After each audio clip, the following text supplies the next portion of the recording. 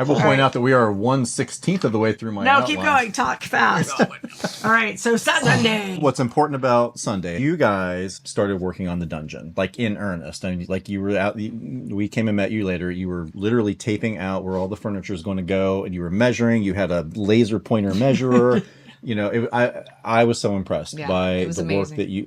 First of all, so I hear my end of the conversations on your calls, on your bi-weekly calls. And that's not every other week, that's twice a week calls, where you have been working for months on this dungeon. Since January. The two of you, yes. And along with the rest of the other 4 or 5 in the crew. 2.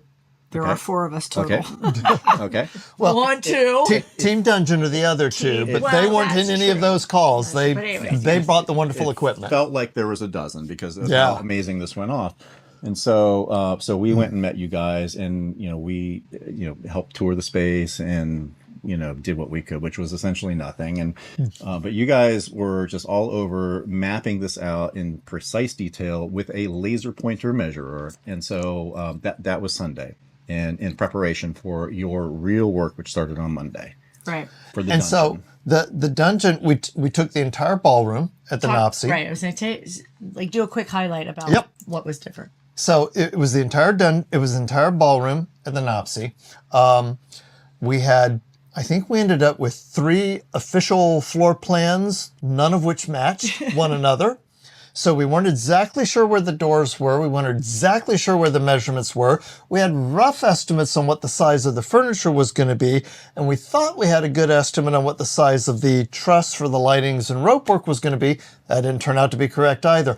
So we're doing all this measuring, but at the same time we know, hey, you got to fudge that by 2 feet at least, because we're just not sure.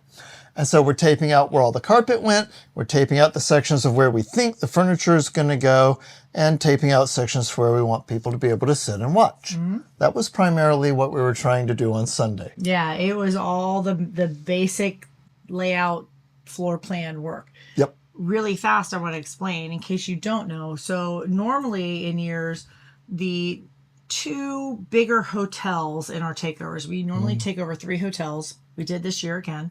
The 2 of the biggest hotels are the ones where all the events happen.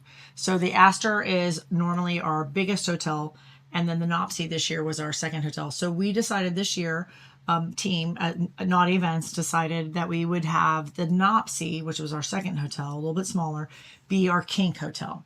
Very different than anything we've ever done before. So we had all of the kink and all of the BDSM and all of that type of education and play space and dungeon and everything all at the one hotel. Mm-hmm. And then that left everything else at the Astor. So all our general education, all our intimacy workshops, although there were some at the BDSM because there is intimacy in kink.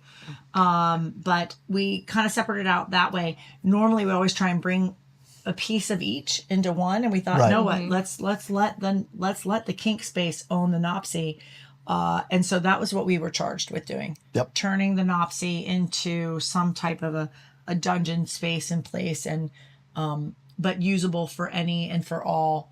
And we created an amazing space and place. Right. Yes, and so in addition to the ballroom... do you want to talk about the other spaces that we had? So in addition to the ballroom, we took 2 classrooms just outside the ballroom door, and we turned those into smaller, more intimate, we called them teaching dungeons. The idea was the music would be lower, there wouldn't be a lot of people in there, so if you wanted to go in there and explain to someone what you're doing and why you're doing and talk about the details of it, that would be a good space for that. We also had the Dungeon Lounge, which was right next to the buffet, and that had some different music going, and that was where you could go in and just kind of talk to people before you walk on down the hall and get into the dungeon where the music's loud and everything's interesting and you're busy watching people get flogged.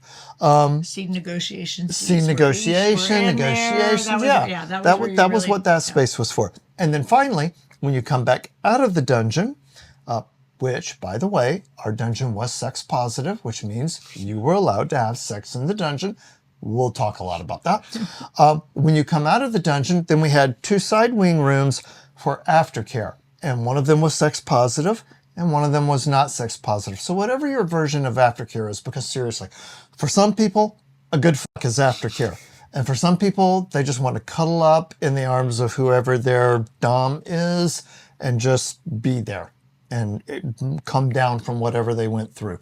So we had both of those spaces laid out too. So it was a lot. It was a lot. And don't forget the vendors. The vendor space We too. had That's right. 2 plus the hallway area of amazing vendors with vendor goodies and all sorts of kink and fun toys to play with and all sorts of amazing fun stuff. Yeah. So we were there on Sunday, and that was the start of fixing all that up and setting all that up.